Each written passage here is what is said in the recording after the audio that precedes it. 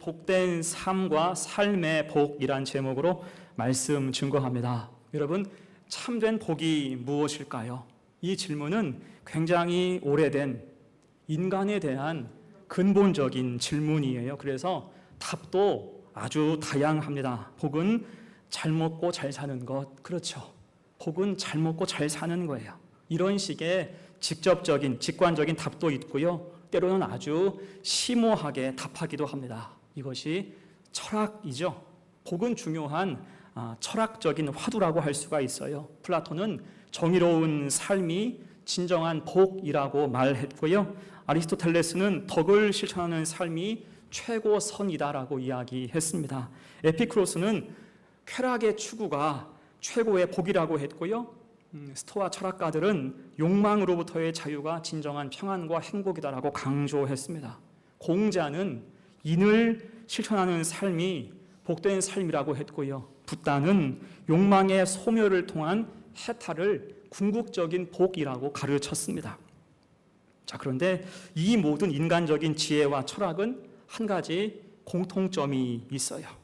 인간의 노력과 수양 그리고 달성을 통해서 복을 얻을 수 있다고 여긴 것입니다. 하지만 여러분, 성경이 말하는 복은 그것보다 훨씬 더 깊고 근본적이에요. 성경은 그것을 어떤 개인의 성취나 도덕적인 완성으로 말하지 않습니다. 대신 복은 누가 주시는 거예요?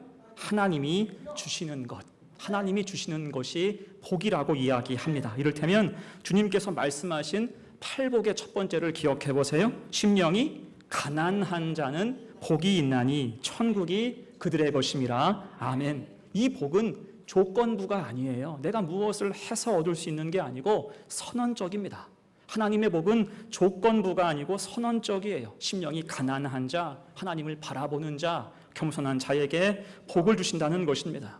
자, 이것이 바로 세상의 복과 하나님 복의 결정적인 차이라 할 수가 있어요. 세상은 노력의 결과로 복을 얻는다고 말하지만 성경은 하나님의 은혜로 복을 받는다고 선언하는 것입니다. 더 나아가서 성경의 복은 현세적 복에 국한되지 않고요, 영원한 복을 말씀하고 있습니다. 여러분, 그런 의미에서 오늘 제목을 잘 생각해 보세요. 여러분, 복된 삶이 먼저입니까? 삶의 복이 먼저입니까? 복된 삶이 먼저인가? 삶의 복이 먼저인가? 이것은 말장난이 아닙니다. 그리고 답은 분명해요.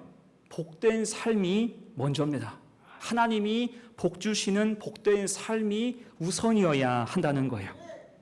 이에 대해서 세상은 그 순서를 바꿔서 말하죠. 먼저 삶의 복을 받아야 복된 삶이 된다라고 이야기합니다. 하지만 여러분, 이 순서가 바뀌면 완전히 꼬일 수가 있어요. 그 수단과 목적이 전도되기 때문이에요.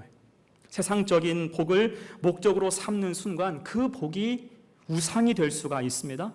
또 우리는 그것에 노예가 될 수도 있어요. 그것을 잃어버릴까 봐서 두려워하고 더 많이 얻으려고 조급해 할 수도 있습니다. 결국 복을 추구하다가 진짜 복을 다 잃어버리는 아이러니에 빠질 수도 있다는 거예요. 이게 우리는 복된 삶이 무엇이고 왜 그것이 먼저이어야 하는지를 오늘 믿음의 조상이라 불리는 아브라함을 통해서 두 가지로 생각을 해봅니다. 첫 번째, 청종해야 돼요. 청종하라. 듣고 순종하라. 여러분, 아브라함은요, 하나님 말씀을 듣고 순종으로 반응한 사람이었습니다.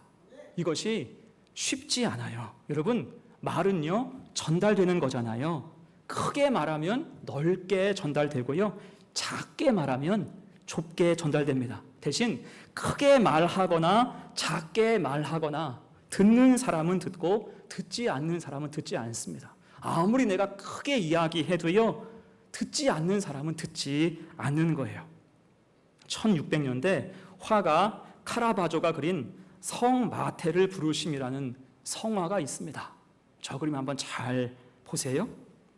이 그림은 마태복음 9장 9절을 바탕으로 그려진 그림이에요. 예수님께서 세관에 오셔서 앉아있는 세리들에게 나를 따라오너라 라고 말씀하신 것을 모티브로 그린 그림입니다. 자, 저기서 예수님이 누구세요? 예수님은 저기 손가락으로 이렇게 가리키고 있는 빨간 모습 보이죠? 저분이 예수님이십니다. 그리고 그 옆에는 베드로가 있어요. 초라한 옷차림의 베드로, 주님을 따르는 삶의 곤고함을 표현하고 있다고 할 수가 있습니다. 자, 이렇게 손가락으로 가리키면서 나를 따라오너라 라고 말씀을 하실 때 다른 세리들은 어땠을까요? 그 다음 그림을 한번 볼까요? 다른 세리들은 어때요? 전부 다 자기 일을 하고 있어요. 돈 계산하고 주님을 아예 쳐다보지도 않죠. 다만 그 중에 단 한 사람, 마태가 그 음성에 반응해요. 손가락 보이죠? 저요? 저요? 그러고 있습니다. 예수님 말씀이 선포될 때 듣는 사람만 들었다, 그 얘기예요. 그래서 이 그림이 강조하는 것은 주님께서 마태를 부르실 때 그 한 사람을 향해서 친히 가셔서 귓속말로 부르신 것이 아니라 모두 앞에서 크게 부르신 거예요. 주님 말씀은 공개적인 선포였다는 것입니다. 그러나 그 말씀을 듣고 반응한 사람은 오직 한 사람, 마태밖에 없었다는 거예요. 곧 같이 듣는다고 해서, 말을 다 같이 들었다고 해서 다 주님을 따르고 결심하는 것은 절대 아니라는 것을 강조하는 그림입니다. 자, 그런 의미에서 오늘 본문의 4절은 그 말씀의 갈림길을 잘 보여주고 있어요. 오늘 본문 4절 보세요. 이에 아브라함이 여호와의 말씀을 따라갔고 롯도 그와 함께 갔으며, 아브라함이 여호와의 말씀을 따라갔어요. 이때 하나님 말씀은 매우 구체적이었어요. 1절로 3절 같이 읽어요. 시작. 여호와께서 아브라함에게 이르시되 너는 너의 고향과 친척과 아버지의 집을 떠나 내가 내게 보여줄 땅으로 가라. 내가 너로 큰 민족을 이루고 내게 복을 주어 내 이름을 창대하게 하리니 너는 복이 될지라. 너를 축복하는 자에게는 내가 복을 내리고 너를 저주하는 자에게는 내가 저주하리니 땅의 모든 족속이 너로 말미암아 복을 얻을 것이라 하신지라. 아멘. 복을 약속하고 있어요. 문제는 이 말씀이 현재로는 약속일 뿐이었다는 거예요. 지난 수요일 설교 말씀처럼 약속 어음이었습니다. 이것이 고민이 되는 지점이죠. 곧 약속 어음만 붙잡고 평생 일군 터전인 고향과 친척과 아버지의 집을 떠날 수 있을 것인가? 특히 이 약속에는 언제까지라는 기한이 없어요. 언제 주실지 모른다, 그 뜻입니다. 그런데 아브라함은 이 말씀 앞에서 고민하지 않은 것 같습니다. 왜요? 그 약속을 주신 분이 누구예요? 하나님이시기 때문에, 하나님이 주셨기 때문입니다. 곧 약속이라는 조건을 보지 않고 말씀하신 분을 바라볼 때 아브라함은 주저하지 않게 된 거예요. 그리고 그 얘기를, 자기가 들은 이야기를 이제 롯에게 가서 그대로 해주는 것입니다. 여러분, 여기서 말의 중요한 특징이 나와요. 말은 전언이 가득해요. 전언이 가능합니다. 내가 본 것을 혹은 들은 것을 그대로 전달해 줄 수 있다는 거예요. 사실은 복음을 전파하는 것도 모두 전언이에요. 베드로가 처음에 주님을 어떻게 만났습니까?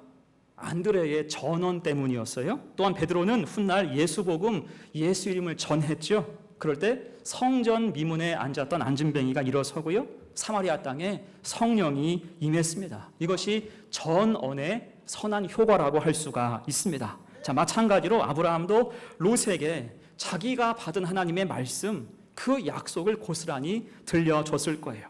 그럴 때 롯도 아브라함을 따라갑니다. 따라 나서는 거예요. 하지만 문제는 조카 롯은 하나님 말씀을 따라간 것이 아니라 아브라함을 따라갔다는 것입니다. 말씀이 아니라 사람을 쫓고 따라간 거예요. 이것이 가장 큰 차이, 근본적인 차이라고 할 수가 있습니다. 그럴 때 앞으로의 행보가 크게 엇갈리게 된다는 거죠.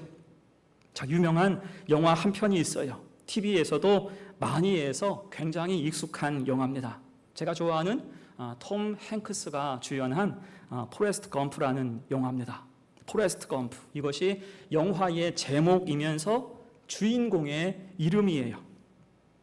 곧 포레스트 검프가 이 영화의 주제라는 것입니다. 영화 속에 포레스트 검프는 지능이 높지는 않지만 굉장히 현명한 사람, 그는 특히 친밀한 사람이 하는 말을 귀담아 듣고 그대로 행하는 특징이 있는 사람이었습니다. 이때 인상적인 장면이 있어요. 그가 베트남 전쟁을 앞두고 신병교육대에 입소하게 됐습니다. 이에 교관은 군기를 잡는다고 하면서 고래고래 소리를 질러가면서 훈련병들을 막 다그쳐요.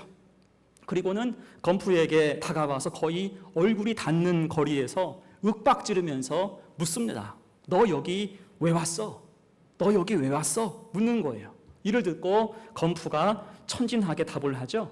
예, 저는 교관님의 명령을 따르기 위해서 여기에 왔습니다. 교관님의 명령을 따르기 위해서 여기 왔습니다. 그러자 그 말을 듣고 교관이 크게 감탄하죠. 영화 대사로는요, 욕을 섞어가면서 건프를 칭찬해요. 야, 너는 진짜 빌어먹을 천재구나. IQ가 160쯤은 되겠구나 라고 하면서 칭찬을 합니다. 또한 소총을 분해하고 조립하는 훈련도 해요. 이때 건프가 제일 빠르게 M14 소총을 분리하고 다시 결합을 합니다. 그걸 보고 교관이 깜짝 놀라서 물어봐요. 너는 어떻게 이렇게 빨리 조립할 수 있지? 이에 건프가 말을 합니다. 저는 교관님이 빨리 조립하라고 해서 빨리 조립한 것 뿐입니다. 이를 듣고 교관이 감탄을 해요. 너는 그냥 군대에 말뚝박아라. 나중에 장군이 될 제목이다. 자, 이것이 영화의 전체적인 흐름이라는 거예요. 곧 이 영화 속에서 보여주는 포레스트 검프의 삶은 단순한 순종의 연속이었습니다. 친밀한 사람들이 하는 말을 듣고 그 말을 간직하고 또 지키면서 살아가는 거예요. 결국 이 영화가 말하는 것은 우리가 인생을 살 때 때로는 단순하고 선명하고 순수한 마음이 이해타산을 밝히고 이해타산을 따지는 영리함보다 훨씬 낫다는 것입니다. 순진하고 단순하고 선명하게 사는 것이 머리 굴려 사는 것보다 더 나을 수 있다. 이것을 영화는 말하는 거예요. 여러분 실제로도 그렇지 않습니까? 오늘 아브라함이 그런 삶을 산 사람이었어요. 그는 하나님 말씀 앞에 단순하고 선명하고 순수했습니다. 그 마음 가지고 순종하는 거예요. 그것을 청종이라고 할 수가 있어요. 자, 이를 성경은 믿음이라고 하고요. 복된 삶이라고 조명하고 복 있는 자의 모습이라고 강조하는 것입니다. 여러분 그래서 청종이 우리 삶의 큰 복이 됨을 믿으시기를 축복합니다. 하나님 앞에서 그 말씀에 오롯이 청종할 때 우리의 신앙과 삶은 더없이 건강해져요. 모든 게 강건해집니다. 반면에 청종하지 못하고 청종을 한 번, 두 번 거절한다면 어느 순간부터 우리 신앙에 문제가 반드시 생깁니다. 특히 악한 마귀는 청종이 없는 마음에 미혹과 의심을 심어줘요. 그러면서 신앙 전반이 막 흔들립니다. 이때 가장 먼저 신호가 오는 것이 어디라고 해요? 귀에 문제가 와요. 우리 귀. 듣는 귀에 문제가 옵니다. 청종하지 못하고 악한 마귀가 우리 삶 가운데 미혹과 의심을 심어줄 때 가장 먼저 신호가 오는 것이 우리 귀예요. 듣는 귀가 바뀝니다. 은혜로 듣다가 어느 순간부터 은혜로 들리지를 않아요. 귀 다음은 이제 입술이 변질되죠. 기도와 찬송이 뚝 끊어집니다. 대신 엉뚱한 말, 악한 말이 나와요. 그러다가 결국은 손과 입까지 변질이 됩니다. 눈과 귀가 가는 쪽으로 세상을 헤매이게 된다라는 거예요. 그러면서 믿음의 대열에서 이탈할 수 있다는 것입니다. 어떻습니까? 청종이 없으면 신앙 전반이 흔들린다. 이 말은 참인 거예요. 여러분 그래서 청종이 복이 되는 줄로 믿습니다. 하나님 말씀에 반응하고 청종하는 단순하고 선명하고 순수한 마음이 이해타산의 밝은 영리함보다 훨씬 더 낫다는 것입니다. 그래서 청종이 복된 삶의 시작이면서 기본이 된다라고 할 수가 있어요. 이 하나님 말씀에 늘 믿음으로 반응하면서 청종으로 답을 찾아갈 수 있는 우리 성도들 되시기를 간절히 축원합니다. 아멘. 두 번째예요. 복된 삶의 특징 두 번째, 하나님께 예배하며 동행하는 것이 복이 됩니다. 자, 오늘 본문에서 아브라함을 보면 분명한 특징이 있어요. 그는 가는 곳마다 여호와께 단을 쌓았어요. 어느 곳에 가든지 먼저 예배를 드리는 거예요. 곧 어느 순간 어떤 감정이든지 예배가 우선이었다는 것입니다. 여러분 이게 쉽지 않아요. 우리의 마음 생각은 내가 어디를 가든지 예배가 우선이지 마음은 먹지만 이것이 쉽지 않을 때가 있습니다. 마음에는 원이로되 육신이 약한 경우가 많습니다. 어떤 사람이 해외로 가는 도중에 비행기가 갑자기 난기류에 빠지게 됐습니다. 그때부터 비행기가 막 요동치는 거죠. 여러분, 이게 진짜 무서운 일입니다. 저도 비슷한 경험을 한 적이 있는데 비행기가 막 요동을 쳐요. 너무나 심하게. 그러면서 3초, 한 5초 정도 밑으로 쑥 가라앉습니다. 그러니까 그 느낌이 마치 비행기가 자유낙하하는 것 같아요. 추락하는 느낌이에요. 짧은 시간이지만 쑥 떨어집니다. 놀이동산에서 타는 바이킹과는 비교도 안 될 만큼 무서웠던 기억이 있어요. 아무튼 이 사람은 훨씬 더 위급한 상황이었던 모양이에요. 비행기 양은 온통 아수라장이 됐습니다. 공포에 질린 승객들은 비행기가 요동칠 때마다 비명을 막 질러대는 거예요. 다행히 얼마 후에 비행기는 진정이 되었고 이제 기장이 마이크로 방송을 합니다. 승객 여러분, 지금 이 비행기는 저의 통제 아래에 있습니다. 너무 걱정하지 않으셔도 됩니다. 그리고 모두가 놀랄만한 위기 속에서 같이 기도해 주셔서 감사합니다. 이때 이 사람이 방송을 듣고 나서 자기 직업이 생각이 났어요. 맞아. 내가 목사였지. 맞아. 내가 목사였지. 근데 내가 기도를 했나? 그러면서 한없이 부끄러워졌다는 것입니다. 그는 내내 두려워서 비명만 지르고 있었다는 거예요. 여러분, 그래서 인간의 본성은 위기 상황에서 자기 정체성마저 잊게 할 수 있다는 것입니다. 내가 분명히 신실한 사람인데, 내가 기도하는 사람인데 나의 처지와 형편 때문에 그 기도를 까맣게 잊고 살아갈 수 있는 존재라는 것입니다. 그래서 우리가 매 순간 하나님께 무릎 꿇는 마음 가지고 사는 것은 생각만큼 쉽지 않은 일이에요. 어떤 축구 선수가 이런 말을 했습니다. 자기에게는 본래 꿈이 있었대요. 멋지게 골을 넣고 그 자리에서 무릎 꿇고 기도하는 세레모니를 하는 게 꿈이었습니다. 문제는 그 사람이 포지션이 수비수였어요. 수비수는 1년 내내 한 골을 넣을까 말까 합니다. 자, 그러다가 기적적으로 한 골을 넣게 됐어요. 그것도 역전골을 넣습니다. 문제는 그 순간부터 기억이 없다는 거예요. 그러니까 골 넣고 막 흥분해가지고 신나서 그냥 뛰어다닌 그런 거겠죠. 그러다가 다시 공이 중앙선에 놓이고 경기가 재개되자 갑자기 생각이 났대요. 내가 기도 안 했구나. 그러면서 너무 아쉬웠다는 것입니다. 내가 자주 넣는 골도 아닌데 지금이라도 무릎을 좀 꿇어볼까? 어때요, 여러분? 마음은 있었지만 막상 골을 넣은 뒤에는 다 까먹었다는 것입니다. 이것이 인간의 연약함이라 할 수가 있어요. 여러분, 이런 모습이 우리 속에도 있습니다. 내 일이 바빠서 하나님을 까먹고 예배를 잊고 살 때가 많아요. 돈 앞에, 사람 앞에, 내 감정 앞에서 예배가 뒷전될 때도 있습니다. 그러나 오늘 아브라함은 달랐어요. 아브라함은 무엇보다도 먼저 하나님 앞에 무릎 꿇는 사람이었습니다. 본문 보세요. 7절에서 그는 세겜에 도착했을 때 제단을 쌓았어요.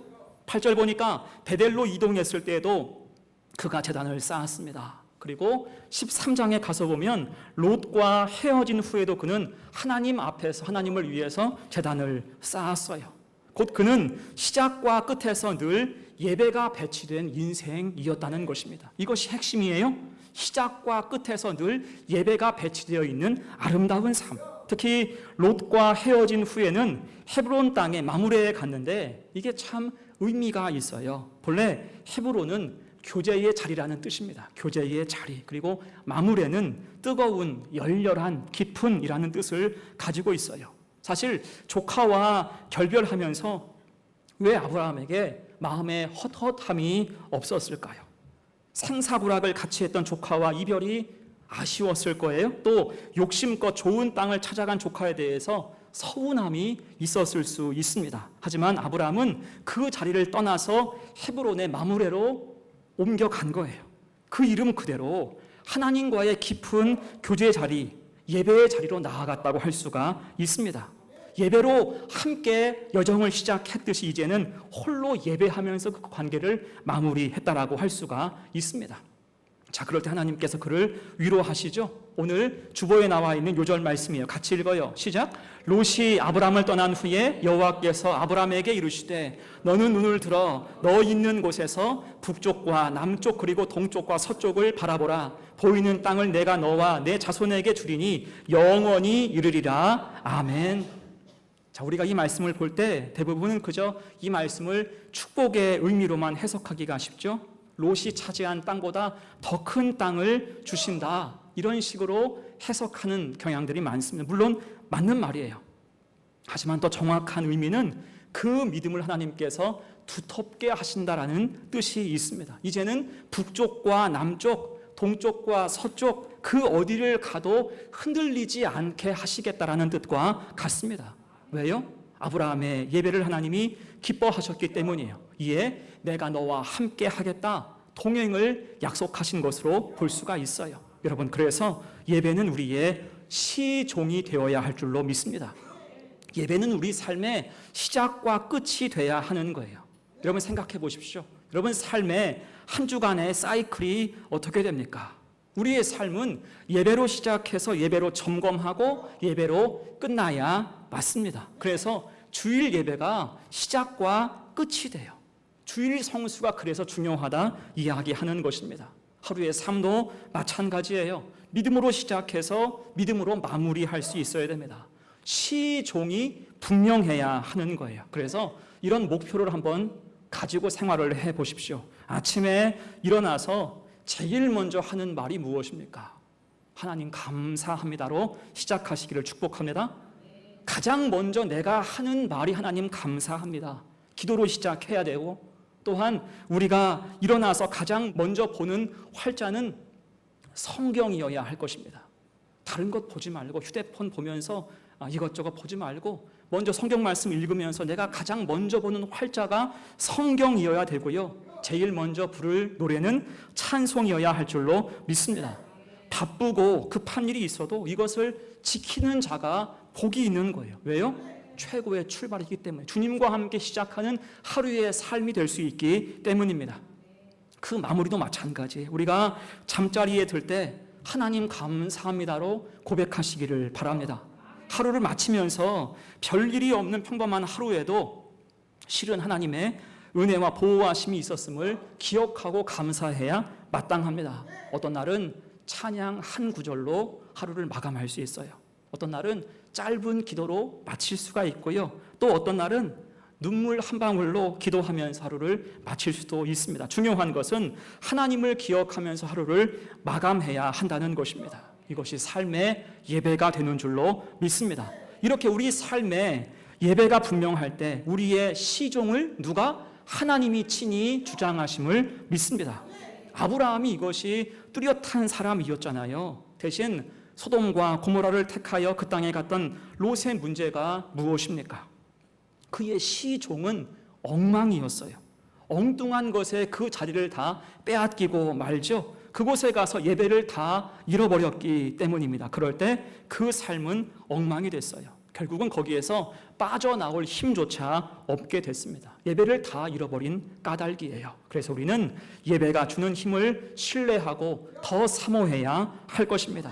그런 의미에서 오늘 아브라함이 누린 복의 시작이 무엇입니까? 예배의 복이었어요.